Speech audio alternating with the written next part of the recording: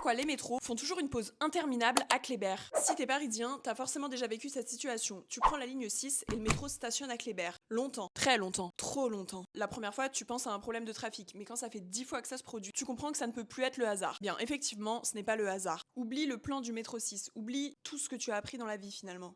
Le vrai terminus de la ligne n'est pas Charles de Gaulle, c'est Kléber. Charles de Gaulle Étoile n'est qu'un terminus commercial affiché sur les plans, et le terminus technique n'est pas là. En fait, à Étoile, la station est constituée d'une voie unique en forme de boucle avec un quai de chaque côté. Les passagers à destination descendent à droite et ceux qui veulent repartir vers Nation montent à droite. On appelle ça la solution espagnole. Ce n'est pas du tout pratique pour un terminus, puisque comme il n'y a qu'une voie, les trains sont obligés de repartir directement. Sinon, ça ralentirait trop le reste du trafic et tous les métros qui attendent derrière. Le métro attend donc la station suivante, Kléber, qui a quant à elle la particularité d'être constituée de 4 voies depuis les travaux de 1969 pour faire stationner les rames quelques minutes et permettre le changement de conducteur ou la régulation du trafic. Maintenant que tu sais que c'est juste le terminus de la ligne, peut-être que l'attente sera un peu moins pénible. Et abonne-toi si tu veux d'autres anecdotes sur Paris.